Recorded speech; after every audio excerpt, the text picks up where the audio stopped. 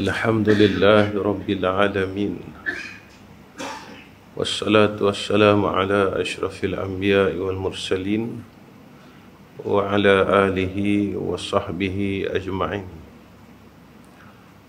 Subhanaka la ilma lana illa ma 'allamtana innaka antal alimul hakim. Allahumma lakal hamdu wa ilaikal mustaka wa antal musta'an.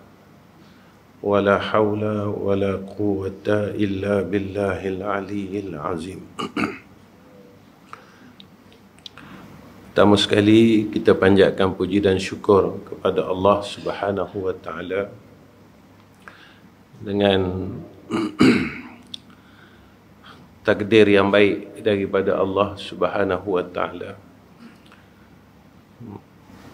Dan kita bersyukur atas nikmat yang Allah beri kepada kita. Masih lagi nikmat itu kita boleh guna pakai untuk kebaikan, untuk perkara yang baik. Mudah-mudahan Allah letakkan kita pada tempat orang yang bersyukur kepada Allah Subhanahu wa ta'ala. Muslimin muslimat yang dirahmati Allah, kita berusaha bersungguh-sungguh sehingga hari ini adalah supaya kita dapat menjadi hamba Allah yang baik. Kenapa kita berusaha bersungguh-sungguh sampai hari ini? Supaya kita dapat menjadi hamba-Nya yang baik. Bila kita menjadi hamba-Nya yang baik, maka kita akan diberikan satu kehidupan yang baik. Selalu orang kata hidup ni sekali. Sebenarnya tak. Hidup ni dua kali. Hidup dalam dunia sekali, hidup di akhirat sekali. Selalu orang kata hidup ni sekali je. Silap tu. Hidup ni dua kali. Jadi hidup hak dua kali ni, kali yang kedua inilah yang kita tidak tahu apakah kehidupan kali yang kedua ini hidup kita baik.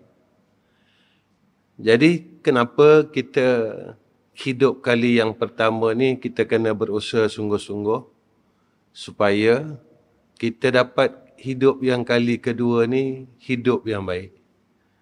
Kerana Allah melihat akan kesungguhan kita pada hidup yang pertama ni. Mu bersungguh ke tak? Nak tanya gitu. Kalau mu tak sungguh, tak jadi. Kita kata gitu kan. Kalau mu tak sungguh, tak jadi. Jadi, dengan kesungguhan kita. Walaupun kesungguhan kita ini bukan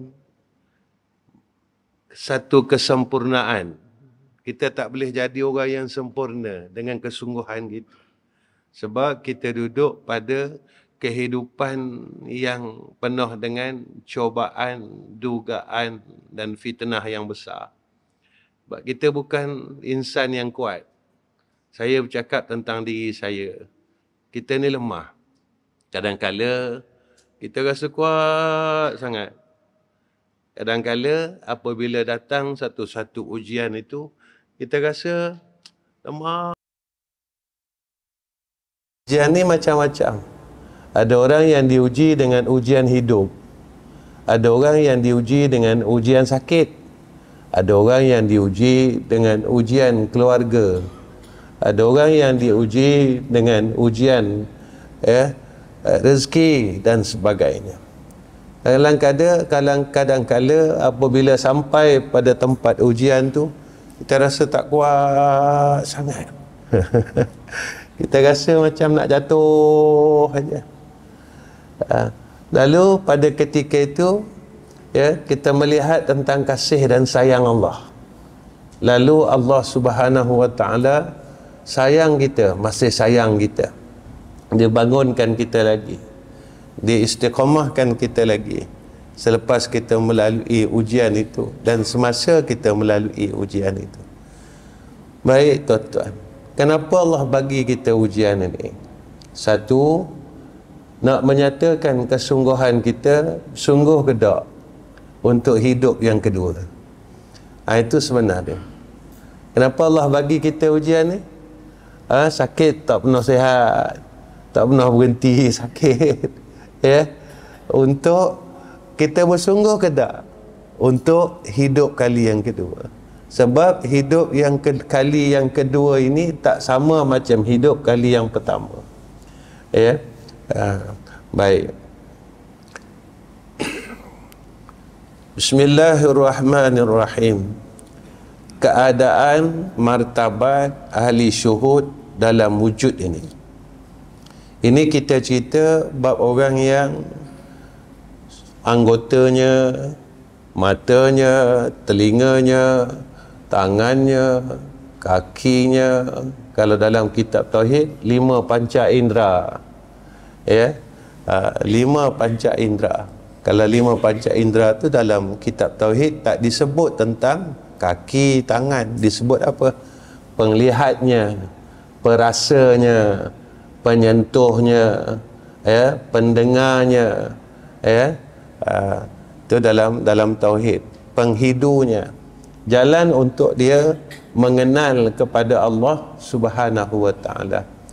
Kenapa pentingnya kita ini berada pada tempat syuhud? Ya, syuhud ni apa? Tempat penyaksian. Supaya kita ni tak lupa Allah. Ya, kita sentiasa mensaksikan Allah. Maksudnya kita sentiasa ingat Allah. Nampak apa yang berlaku, kita ingat Allah. Ya, kenapa kita belajar? Kita ni tuan-tuan macam ni. Guru saya dulu dia ajar kami ni ikut tempat kami. Maksudnya dia kata mu ni bukan ulama. Dia kata aku ajar tu cara mu lah maknanya. Dia guru kami gitu. Allah ni baik tuan-tuan, baik. Kita ni bukan pesing orang yang mulut dia berzikir nak meratik 24 jam. Bukan gitu. Ada. Ya, ada kalanya kita ni jenis orang yang suka bergurau, orang yang suka itu dan suka ini. Bukan passion kita, bukan jenis orang-orang yang bersih-bersih ni. Ada. Jadi tangan dia tak lepas daripada biji tasbih. Ya, kita bukan passion gitu. Ya, tuan-tuan tak? Jadi baiknya Allah. Dalam kitab hikam ni disebut tentang syuhud ni. Jadi kita ni tuan-tuan diajar dalam ilmu tasawuf. Bila kita melihat alam ni tadi membuatkan kita ingat dengan Allah. Ya, kita nampak langit, oh musim-musim gini, awan ni gelap, ya. Ada tak? Ini nak hujan ni, hebatnya Allah Subhanahu wa taala. Ya, kita tengok besok pagi cerah, ada matahari tuan-tuan. Terima kasih ya Allah. Jadi dengan kita melihat akan segala ciptaan Allah ini, buatkan kita ingat Allah. Sebab kita bukan pesen orang yang bersih-bersih, macam orang-orang hebat-hebat. Ya, lalu kita ni tadi diajar untuk sentiasa menyaksikan akan alam ini sehingga kita boleh ingat Allah. Kita boleh berbicara tentang Allah. Ini yang saya katakan hebatnya Allah. Ya, Allah tunjuk kepada kita tentang ilmu ini, tentang perkara ini. Jadi malam ni kita masuk tentang martabat peringkat orang yang melihat, orang yang menyaksikan Allah Subhanahu wa taala. Jadi kalau ditanya perlu ke kita nak mengaji ilmu ni, ilmu yang nak sentiasa menyaksikan Allah, perlu. Kenapa tuan-tuan? Sebab mata kita ni, kalau kita tak gunakan benda hak betul, sebab mata kita ni kita akan mata kita ni banyak pandang. Guna mata ni kita guna pada tempat memandang. Kalau kita memandang kepada dunia ni, kepada alam ni, lalu kita tidak dapat melihat siapa pemilik alam ni. Jadi kita akan nampak hidup ni aja. Tapi kalau kita tengok alam ini, kita nampak pemilik alam ini. Jadi kita akan dapat alam ini dan kita akan dapat pemilik alam ni. Ya, kenapa kita perlu tahu dan sentiasa melazimi akan syuhud dan musyahadah ini? Supaya apa? Satu, supaya kita tak buat salah. Bila kita nampak alam ini, kemudian kita nampak pemilik alam ini, kita tahu kalau aku buat perkara hak tak betul, pemilik alam ini tak suka. Yang kedua, kita tahu bila kita pandang akan alam ini dan kita mengambil akan apa nikmat yang ada alam ini, lalu kita melihat pemilik alam, maka kita akan dapat rasa bersyukur kepada Allah Subhanahu wa ta'ala kerana kita nampak pemilik alam. Kalau kita nampak alam ini saja, ketika itu jadi perkara yang ketiga. Apa dia? Kita akan mengikut nafsu kita yang tak pernah kenyang. Sebab nafsu ni tuan-tuan, dia akan tengok alam ni dia nak. Dia tengok alam ni dia nak. Sampai peringkat nafsu kita ni bila dah terlalu gemuk, apa yang ada pada orang pun kita nak. Yang ni kita jadi takut bila kita tidak nampak kepada pemilik alam. Sebab itu disuruh kita melihat alam ini dan melihat siapa pemilik dia, supaya kita ni jangan lupa. Dan yang ketiga, yang keempat, menjadikan bila kita tahu tentang perkara ni, kita jadi redha tentang takdir Allah Subhanahu wa ta'ala. Sebab kita tengok alam ni, tengok alam ni, ya Allah, kau jadikan banjir merata, ya Allah.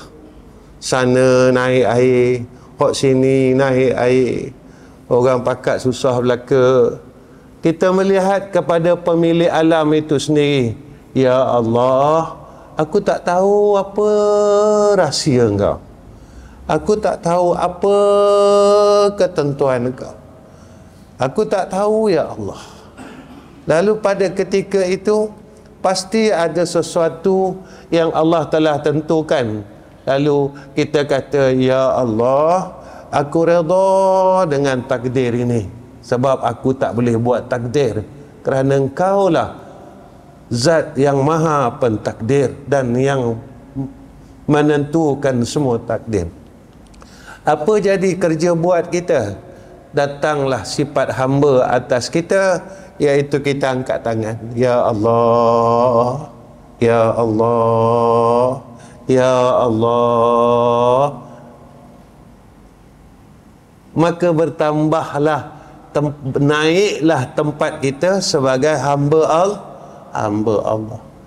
Dan yang terakhir, kalau selalu kita melazimi akan mengingati Allah, lalu saat kita kembali juga kita dapat mengingati Allah. Kembali ke mana tuan-tuan? Iaitu kembali menuju kepada hadrah Allah, iaitu mati. Ini yang ulama ajar ni, supaya kita sentiasa pandang, tengok, kekalkan. Sebab apa tuan-tuan? Sebab nak ingat Allah ni susah. Lalu dia ajar bab syuhud ini supaya cara-cara kita dapat ingat Allah. Kadang kita ni kerja, tiba-tiba luka tuan-tuan. Kerja main dengan pisau, main dengan benda tajam, luka. Ada. Ketika itu kita dapat melihat, ya Allah, ada sebabnya aku luka ni. Ketika kita melihat si pentakdir itu, jadi kita jadi redha. Ya Allah, tentu apa yang kau bagi kat aku ni tadi ada sebabnya. Sebab itu kalau kita ini mula sayang dengan Allah, apa yang Allah bagi dekat kita ni tadi, semua jadi baik. Sebab ini disebut dalam Quran, Rabbana ma khalaqta hadza batila. Tuhan kami, apa yang kau bagi kami ni baik. Tak ada yang tak baik. Cuma kita sebagai hamba ni kadang-kadang kita rasa tak kuat. Rasa macam cucu kita. Kita sayang cucu kita. Dia cucu kita ni dia tahuk barang dia tadi, dia lempar barang tadi, benda keras dia tadi, tuan-tuan, kena kepala kita. Kita tak rasa marah. Marah tak, sebab hak yang lempar ni tadi, hak yang tahuk ni tadi adalah cucu yang kita sayang. Tapi satu saya nak tanya, kita berasa sakit ke tak? Sakit tetap sakit. Cuma sebab kita memandang kepada cucu yang kita sayang ni tadi, tuan-tuan, lalu kita jadi redha. Tapi sakit tetap sakit. Sebab dia lempar benda keras. Dia lempar benda tu benda keras, tuan-tuan. Kena kepala kita. Sakit. Ketika sakit ni, tuan-tuan, kita pun beralih pandangan kita. Cari siapa hak lempar ni tadi. Siapa yang baling aku ni tadi. Pandang-pandang tengok. Aduh, kata. Cucu yang kita sayang. Lalu kita pun tak marah, kita tanya, sebab apa buat gini dengan Tok Ki? Sebab apa lempar barang ke kepala Tok Ki? Nampak tak? Maka begitulah ketika kita ini mendapat ujian daripada Allah. Sakit ke apa ke? Lalu pandangan kita akan melihat dari mana datangnya ujian ini. Pandang-pandang, kita pandang daripada Allah. Ya Allah. Nampak tak? Jadi kita jadi redha. Sebab Allah itu kita sayang. Tapi sakit tak, tuan-tuan? Sakit. Sakit tetap sakit. Tapi kita jadi redha. Lalu kita angkat tangan, ya Allah, boleh tak beri aku kekuatan untuk melalui akan ujian ini? Ya Allah, boleh tak berikan aku kekuatan untuk aku melalui akan cobaan ini? Itu hamba Allah. Jadi makin lama makin kita sayang Allah, sebab kita memandang ini tadi.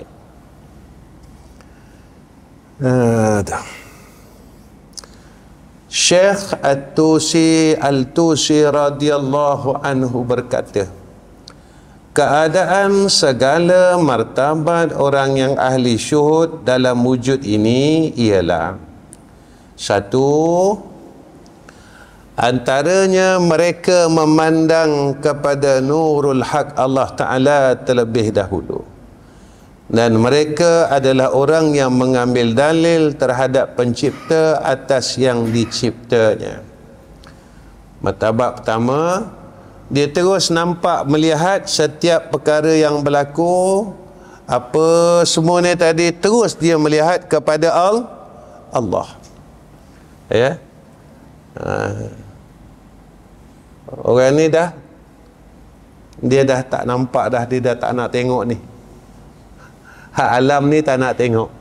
Sebab dia, kita panggil apa, dah mesra lah. Dah mesra.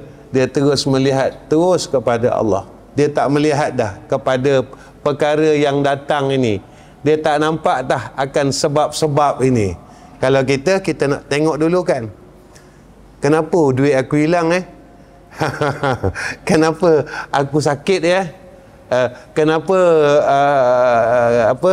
kunci kereta aku hilang kenapa motor aku hilang. Kita masih melihat sebab-sebab ini. Tapi mereka ni dah tak melihat dah. Setiap perkara yang berlaku, terus mereka melihat kepada Allah. Ya Allah, adalah ni yang kau nak didik hati aku. Itu guru kami disebut. Jika setiap ujian itu yang datang kepada kamu, maka hati kamu langsung tidak tersentak dan tidak terusik dengan perkara tersebut, maka ketahuilah bahawa hati kamu terlalu keras. Setiap perkara yang berlaku kepada kita, hati kita tak terusik, hati kita tak tersentak, hati kita tak berasa, maka ketahuilah, kata Syekh kami, bahawa hati kamu telah keras. Langsung kita tak terusik langsung hati kita. Ya.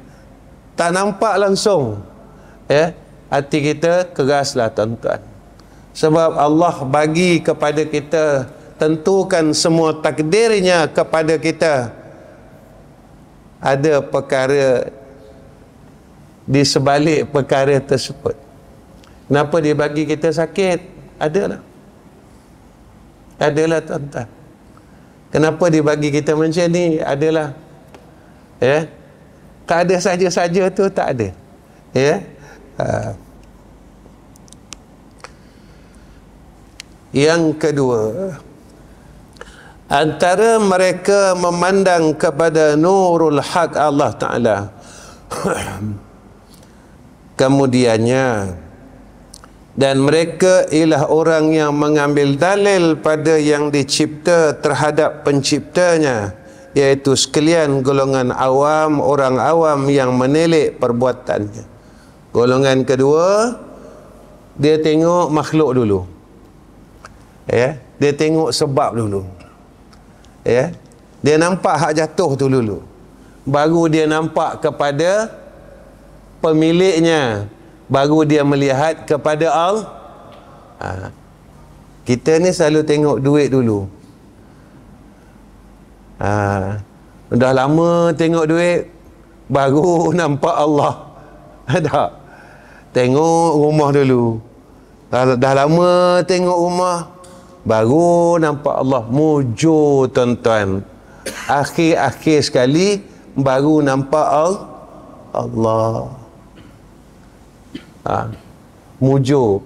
Itu dia. Mujur, kenapa mujur? Sebab tempat akhir kita, baru kita nampak Allah.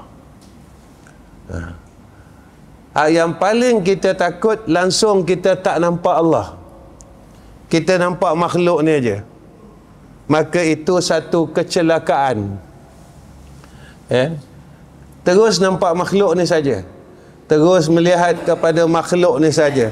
Melihat kepada sebab ini saja. Langsung dia tak nampak akan pemilik segala perkara yang ada dalam alam ni. Yang tu paling kita takut. Takut tuan-tuan. Kita ni alhamdulillah mujur. Kita tengok kita berasa susah, meniaga sekarang susah. Akhir sekali kita nampak ke kepada Allah. Akhir lah minit. Buah-buah ngelah tu barulah nampak Allah. Hak ngelah sekali. Mujur lah. Ada orang yang hak last pun dia langsung tidak melihat kepada Allah. Ini paling takut tuan-tuan. Ada apa yang kita tengok, lalu dapat mengingatkan kita kepada Allah.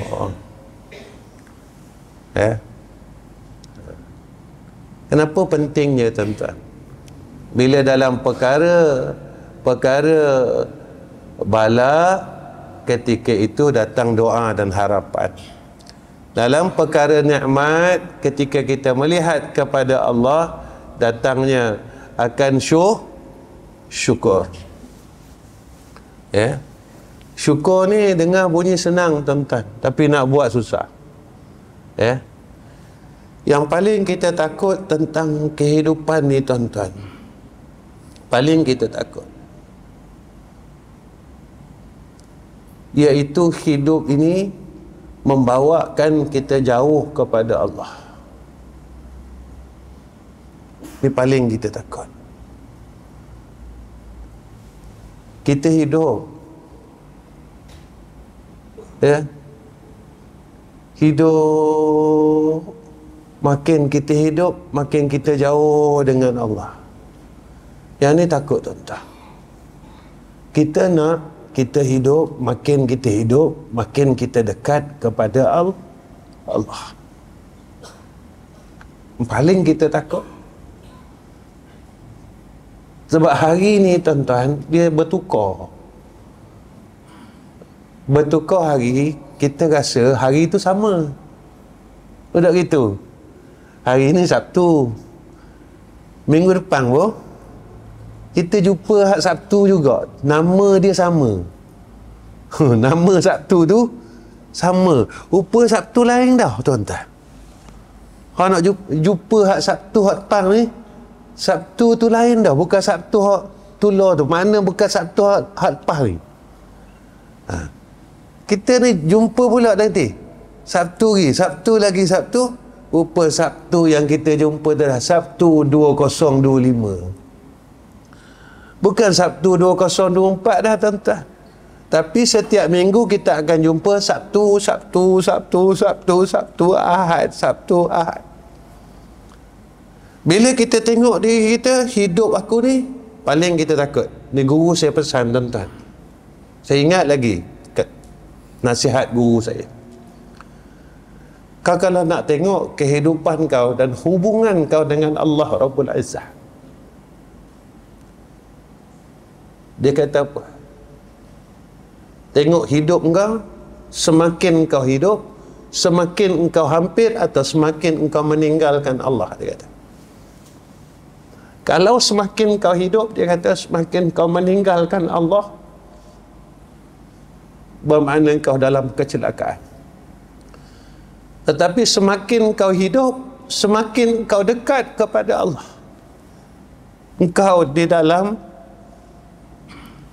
jalan kebahagiaan yang Allah telah atur kepada engkau. Tapi kau semakin kau hidup, kau semakin jauh kepada Allah. Semakin kau ditipu dengan kehidupan ini, membuatkan kau jauh dan terus jauh kepada Allah, bermakna kau dalam kecelakaan, kata Syekh. Sebab engkau tak tahu, dia kata, tempat engkau. Engkau tak tahu sejauh mana, sedekat mana engkau dengan Allah. Tapi ukuran itu telah ditunjukkan kepada kita oleh ulama. Kita makin jauh, tuan-tuan. Nak ukurnya ukur diri kita. Semakin kita hidup, sifat dendam tak boleh buang, kohor besar. Semakin kita hidup lalu, sifat kita, dulu kita tak sibuk mana dengan dunia ni, makin kita hidup, makin jadi kohor sibuk. Dan kita tinggalkan agama ni sikit demi sikit kerana dunia ni. Bukan kita berjalan seiring, tidak. Tapi kita jadi kau tinggal. Ini yang jadi kita takut.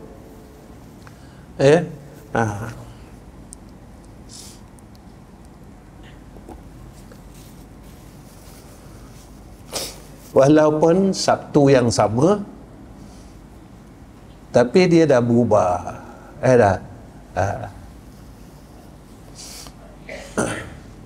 Takut tuan-tuan. Sebab alam yang kita lalu sekarang adalah alam fitnah yang besar. Semalam saya bercakap tuan-tuan di Masjid Pengadang Baru. Masjid Pengadang Baru ni tuan-tuan, bercakap tentang fitnah ni. Orang kalau nak buat fitnah kita dah senang lah tuan-tuan. Udah ada apa, sekarang ni telefon dah ada apa tuan-tuan, AI dipanggil. Orang boleh tiru muka saya, suara saya sama tuan-tuan. Sama muka saya, suara saya. Orang nak buat apa boleh buat. Ada tuan-tuan. Orang boleh buat muka tuan-tuan, suara tuan-tuan. Orang nak buat apa dengan tuan-tuan? Orang boleh buat. Zaman sekarang ni, zaman akhir-akhir ini. Tapi kita sebagai hamba Allah, kita lalu zaman ini.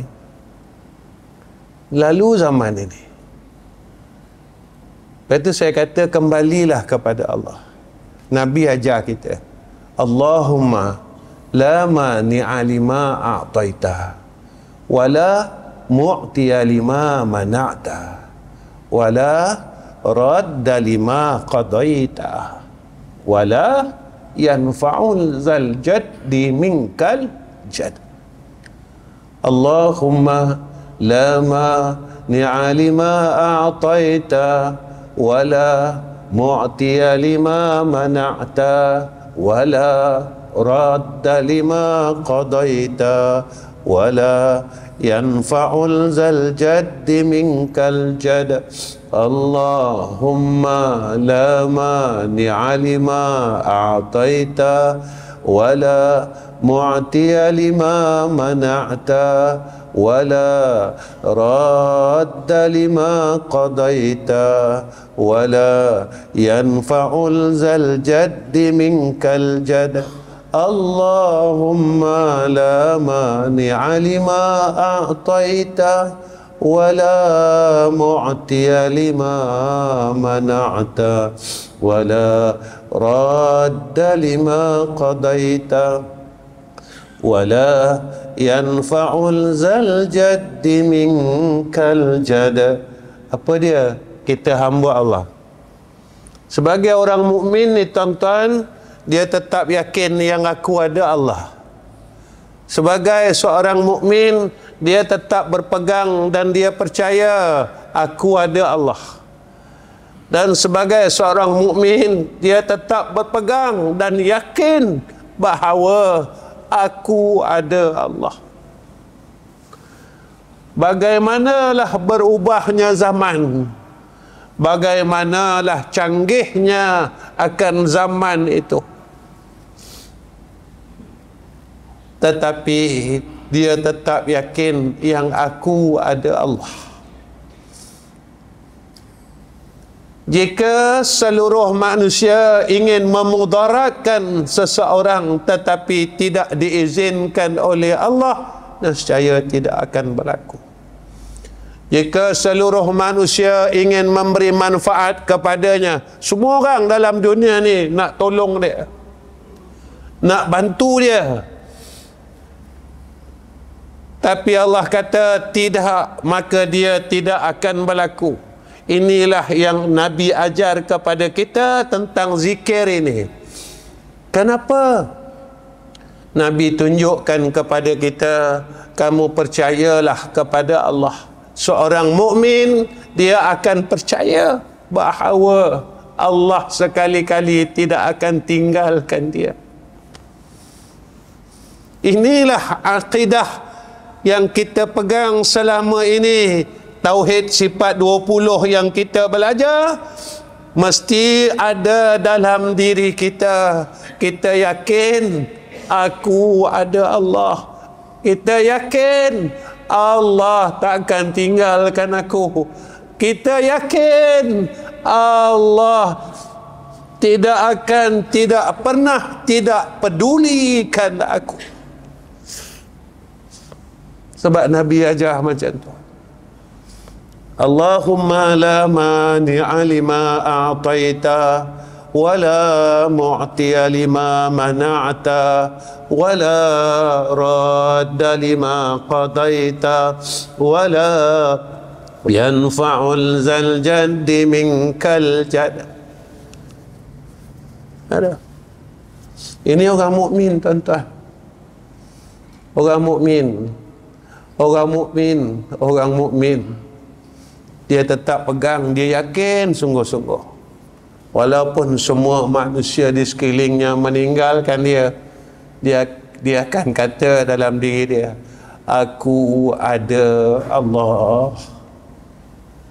Walaupun semua makhluk dan manusia di sekelilingnya mengerumuninya, berada di sisinya, berada di kelilingnya, dia akan kata, semua manusia ini tidak boleh memberi manfaat kepada aku jika Allah tidak mengizinkan aku, jika Allah tidak mengizinkan perkara tersebut berlaku, kerana aku dan mereka adalah milik Allah.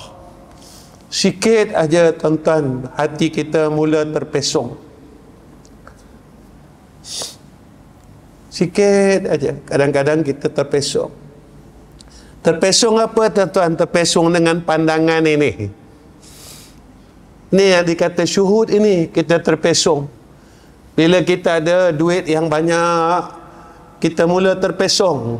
Kita mula melihat kepada duit itu yang banyak, dan kita lupa yang memberi duit yang banyak itu adalah Allah. Saat duit kita mula kurang sedikit demi sedikit, kurang dalam bank sikit, barulah kita melihat tentang pemilik diri kita dan pemilik duit itu. Kita mudah terpesong pandangan kita, tuan-tuan. Masa orang ramai dengan kita, tuan-tuan, kita terpesong dengan orang di sekeliling kita. Kita terpesong, kita terlupa memandang kepada siapa dia yang telah menghadirkan orang-orang baik di sekeliling kita. Saat bila kita mula melihat kepada Allah, iaitu saat mereka semua lari meninggalkan kita, seorang demi seorang, seorang demi seorang. Masa itu barulah kita hendak memandang kepada yang sebenar, iaitu Allah. Jadi tuan-tuan, ulama ajar kita apa? Apa pun yang berlaku dekat kau, kau jangan pandang apa yang ada tepi kiri kanan kau. Engkau tetap memandang kepada Allah. Ada tuan-tuan, itu orang mukmin. Ya. Itu guru saya, dia ajar saya macam tu. Kau kalau tak nak kecewa, dia kata, kau jangan pandang apa yang ada pada kiri kanan kau. Kau pandanglah pada Allah, dia kata. Sebab apa yang kau nampak ada di depan kau ni selalu kecewakan kau. Tetapi Allah tak pernah kecewakan kau. Tapi sayangnya tuan-tuan, ketika pandangan kita ini selalu terpesong, terkalih daripada perkara sebenar. Sebab itu kita banyak melalui kekecewaan. Kita banyak melalui perkara-perkara yang meresahkan hati kita. Ya tuan-tuan, ya, ni kita belajar ni. Ya, kalau belajar tu insya-Allah selesailah. Kadang suami isteri zaman sekarang, sebab dia tidak melihat kepada Allah, dia melihat pada suaminya, dia melihat pada isterinya. Ya, cuba lihat pada pemilik suami itu, pemilik isteri itu. Jadi kita akan nampak, ya, baik. Kadang kita tengok anak kita kan tuan-tuan, kita nak anak kita pandai, nak anak kita cerdik, tapi dia tak boleh cerdik. Ya, ajar kat mana pun dia tak boleh pandai tuan-tuan. Jadi kita kecewa. Jangan pandang anak kita, tapi pandanglah apa takdir yang telah ditentukan oleh Allah pada anak itu. Ya. Saya belajar macam tu tuan-tuan. Anak saya tak semua pandai. Ya. Tak ada semua yang pandai. Ya. Ada satu anak saya minta maaf dulu dengan anak saya ni. Dia ada malam ni. Minta maaf dulu. Ya. Masa dia ambil SPM tuan-tuan. Ya. Cikgu suruh saya pergi ambil apa keputusan SPM. Dia ni seorang aja. Dia punya keputusan banyak G lagi tuan-tuan daripada E. G. Boleh kata semua G ya tuan-tuan. Bila saya tengok keputusan G tu, saya senyum. Saya cakap dengan anak saya, Alhamdulillah, Allah bagi kamu keputusan yang baik. Cikgu tengok saya atas bawah. Cikgu kata, Ustaz, tak ada seorang ayah yang puji anak dia dapat G. Semua marah. Saya cakap apa? Cikgu, setiap takdir Allah tak ada yang tak baik. Setiap takdir Allah tidak ada yang tidak baik. Tapi sebelum berlaku takdir tu, kita kena minta kepada Allah akan takdir yang tak ada seorang ayah yang nak anak dia keputusan G, tuan-tuan. Ayah dia semua nak A. Betul tak, tuan-tuan? Ada tak tuan-tuan doa? Ya Allah, SPM anak aku bagi G belaka ke dia. Ada tak? Ada tak, tuan-tuan? Tak ada. Doa kita, Ya Allah, SPM anak aku, cucu aku ni, biarlah banyak A lagi. Boleh A ke dia. 9A, straight A, apa semua dan sebagainya. Tapi ketika takdir itu berlaku, sebab tak ada siapa yang tahu akan setiap takdir. Nampak tak, tuan-tuan? Ada cikgu kata, saya tak jumpa. Dia kata, ayah yang sebut Alhamdulillah bila tengok anaknya gagal.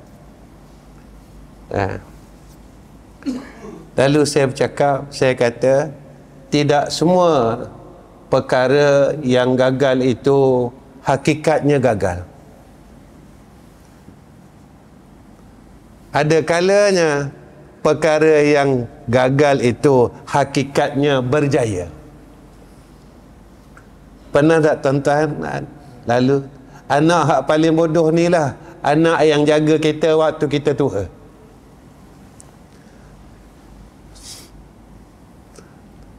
Anak yang gagal inilah pernah ada ceritanya.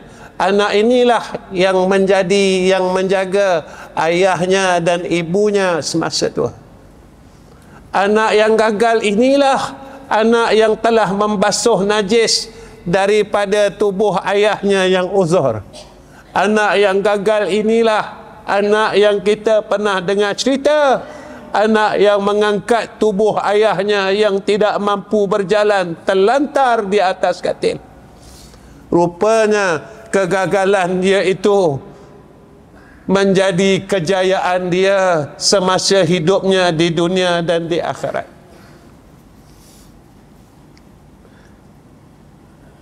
Nak kita, tuan-tuan? Pernah nak dengar cerita kita? Pernah. Ya, baik. Yang ketiga, apa dah? 8, 10. Lama-lama pun 8.30 kita berhenti ya. Antara mereka memandang kepada Nur Al-Haq Ta'ala di dalam alam adalah orang yang memandang kepada segala sifat perbuatan Allah ada padanya. Setiap perkara yang berlaku pada alam ni, apa perbuatan Allah, maka masa tu baru dia dapat melihat perkara itu, melihat kepada Allah. Jadi kalau kita hidup macam ni, tuan-tuan, senang tak? Senang. Kita nampak semua perkara, kita melihat kepada pemilik perkara tersebut. Jadi kita tak kisahkan orang lain. Kita tak sibuk orang lain. Sebab kita dapat memandang itu terus kepada Allah. Jadi kita dalam kitab Tauhid, 5 panca indera jalan untuk mengenal Tuhan. Pandangan, nampak benda ni, dapat kita semakin kenal kepada Allah. Baiknya Engkau ya Allah. Baiknya Engkau ya Allah, sayangnya Engkau padaku ya Allah. Tak itu. Ya. Itu hak ketiga. Ya. Memandang kepada segala sifat perbuatan Allah Ta'ala yang ada padanya, apa berlaku kat kita. Ya. Allah. Tadi di edisi tuan-tuan ada jamaah daripada Kuala Lumpur datang. Jadi dia bercakap dengan saya tu tuan-tuan, saya tak dengar telinga ni. Dekat 5 kali dia bercakap tu saya tanya, apa dia kata? Apa dia? Sampai saya tanya orang tepi saya pula dengar, saya tak dengar. Rupanya tuan-tuan, kita ni kadang-kadang tak sedar. Makin kita lama kita hidup, lama kita lalu, rupanya tanda Allah nak panggil kita ni dah ada dah. Dia panggil kita, tak? Dia panggil kita, telingamu rosak dah ni. Matamu mula rosak dah ni. Kakimu mula rosak dah ni. Tangan mula rosak dah, mula sakit dah tangan. Ada telinga, dah kita mula dah sikit rosak. Telinga mula tak apa tak dengar. Rupanya Allah ni sayang tak tuan-tuan? Sayang ke kita? Sayang benda pula Ustaz. Sebelum dia nak panggil kita ni, dia beritahu ke kita dulu, aku nak jemputmu ni, aku nak jemputmu ni, dia kata, aku nak jemputmu. Tapi cara aku nak jemputmu ni tadi, aku beritahu kamu dulu. Aku beri rosak telingamu sikit, aku beri rosak matamu sikit, aku beri rosak kakimu sikit, aku beri rosak tangan. Mula kaki kita rasa sekebang, rasa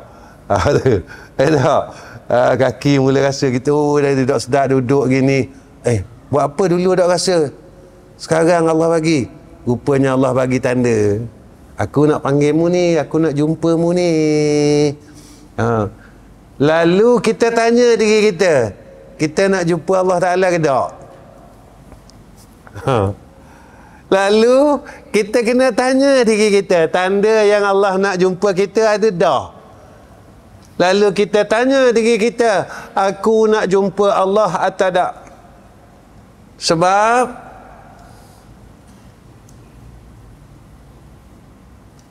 sesuka mana seseorang itu dia hendak jumpa Allah Ta'ala, sesuka itulah Allah hendak menjumpai dia.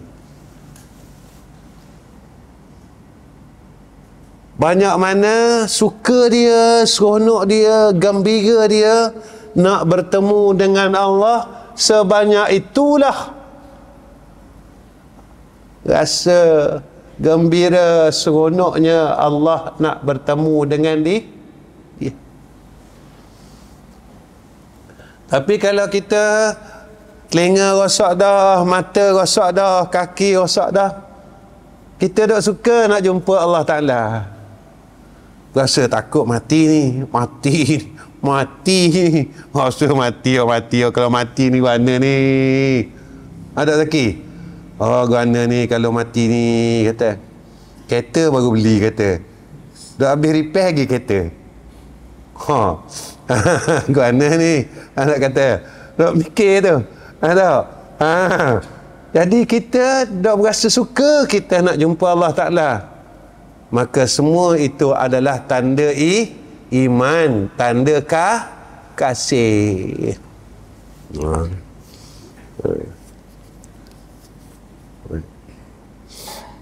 Tapi itulah kan, saya sendiri pun mikir, kalaulah saat terdekat ini Allah panggil saya, gembira tak aku untuk menemui Allah? Gembira tak aku? Kalau masa terdekat ni tuan-tuan, Allah panggil saya selalu tanya, gembira tak aku? Aku nak jumpa Allah Ta'ala ni, rasa gembira ke tak? Sebab apa? Sebab ada perkara kejahatan yang masih kita tak boleh tinggal. Benda hak jahat lagi yang kita tak boleh tinggal. Sayang ke dunia, tak boleh nak maafkan orang, berasa diri tu baik pada orang, orang lain jahat belaka lah, hak baik kita lah. Berasa orang lain salah belaka, hak tak salahnya hamba lah seorang. Jadi bila kita saat kita fikir, jikalau Allah ambil aku, ada benda jahat lagi yang dalam diri aku yang tak selesai. Lepas tu guru saya kata, tuan-tuan, orang nak semayang senang. Semayang boleh 50 rakaat satu malam, 100 rakaat satu malam. Nak khatam Quran senang, tuan-tuan. Guru saya sehari semalam dia boleh khatam Quran. Saya tak boleh, tuan-tuan. Saya paling saya serius lah, serius. Saya boleh buat 2 hari sekali, 2 hari sekali, 2 hari sekali. Pernah satu Ramadan tu saya buat 2 hari sekali, 2 hari dapat 15 kali. Guru saya setiap hari dia buat. 1 bulan tu 30 kali dia khatam Quran. 30 kali. Semayang ni kita boleh buat 100 rakaat semalam, 200 rakaat semalam. Boleh buat, tuan-tuan. Kita bila dah macam tu, kita rasa kita dah bagus. Kita dah bagus, kita dah soleh. Guru saya kata, kalau kamu nak tahu kamu ni soleh betul tak, kamu duduk di tengah-tengah orang, apa perasaanmu? Sifat marah kamu tubik tak? Sifat tak suka dengan orang ni tubik tak? Keluar tak sifat tu? Sifat dengki dengan orang keluar tak daripada hati kamu? Sifat kamu rasa kamu bagus keluar tak daripada hati kamu? Baru kamu tahu selama itulah yang mana 10 sifat mazmumah itu masih bersarang dalam hati kamu, yang kamu tidak pernah sedar dan tidak pernah melihatnya. Baru kita tahu yang kita ni jahat lagi. Masa kita semayang, kita tak peduli ke orang baca Quran. Tapi bila kita duduk dengan orang sekali saja, barulah aku sedar bahawa 10 sifat mazmumah yang tidak disukai oleh Allah Ta'ala itu masih ada dalam hati kita, masih ada dalam diri kita, dan kita masih jadi orang yang gagal kerana kita tak boleh bersihkan 10 sifat mazmumah yang ada dalam jiwa kita. Rupanya semayang kita, khatam Quran kita yang 15 kali dalam bulan Ramadan itu tidak boleh membentuk jiwa kita sebagai seorang insan yang baik.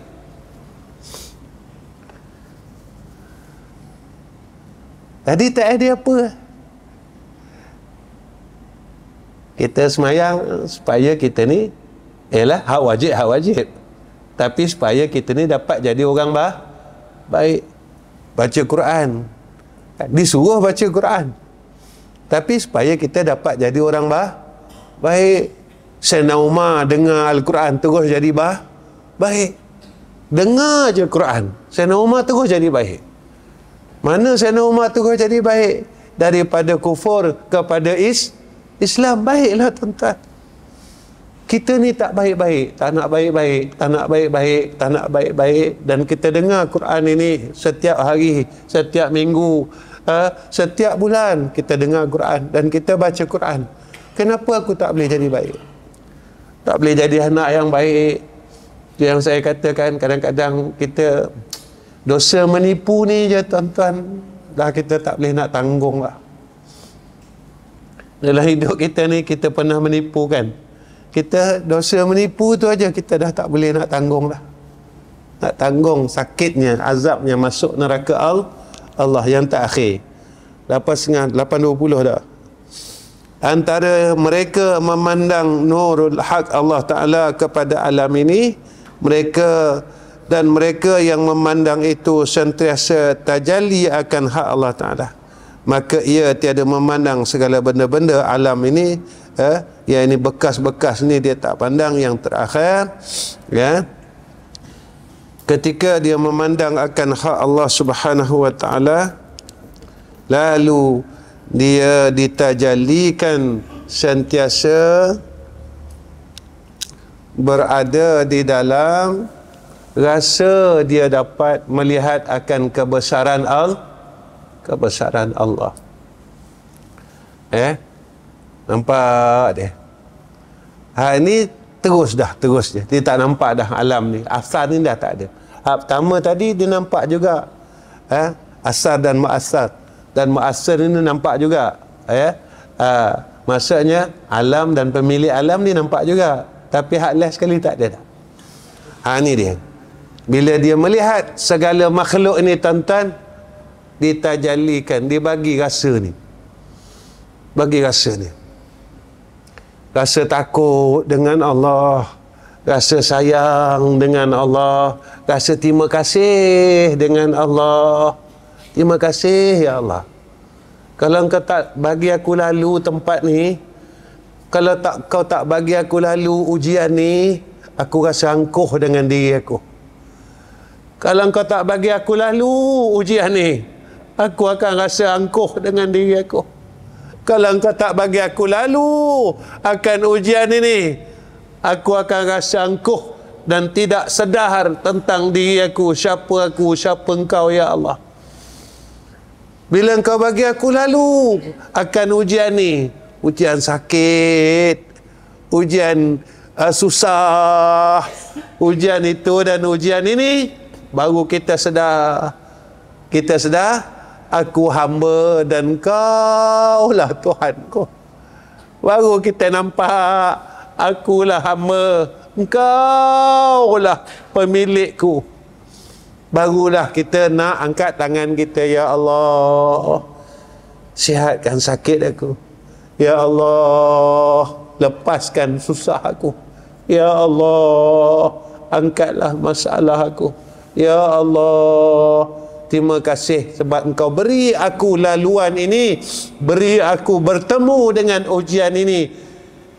Aku dah mula sedar akan diri aku tak angkuh dengan diri aku. Aku rasa aku boleh, aku rasa aku mampu, aku rasa aku boleh buat semahu-mahuku.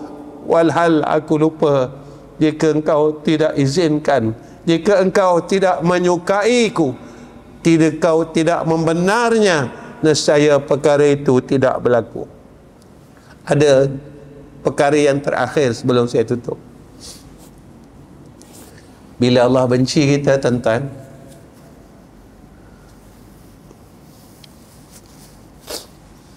Dia akan bagi je kita semua benda, tapi Dia tak akan berikan kita kesedaran tentang diri kita. Dia bagi je apa kita nak, Dia bagi. Dia bagi. Tapi buatkan kita lupa tentang Allah Subhanahu wa Ta'ala. Dia bagi semua, tuan-tuan. Dia bagi, kita nak apa Dia bagi, kita minta apa Dia bagi. Tapi buat kita lupa siapa kita. Dia buatkan kita ni tak sedar kita siapa. Dia jadikan kita ni lupa tempat kita sebagai hamba Allah ni. Dia lupa, Dia bagikan kita lupa. Dia bagi terus, Dia bagi, makin kita lupa. Makin Dia bagi, makin kita lupa. Makin Dia bagi, makin kita angkuh dengan diri kita sendiri. Dan apa yang Dia bagi itu, kita menjadi angkuh apa yang Allah bagi kepada kita.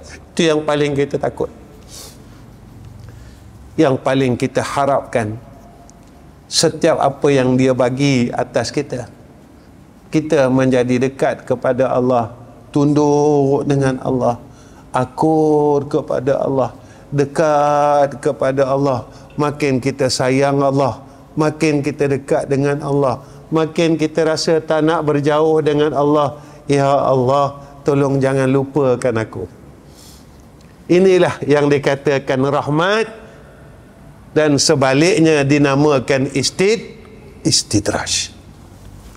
Jadi tuan-tuan, saya rasa cukup setakat ini pertemuan saya dengan tuan-tuan. Mudah-mudahan saya dapat belajar apa yang kita jumpa pada malam ni, dapat belajar, mudah-mudahan kita dapat jadi orang baik.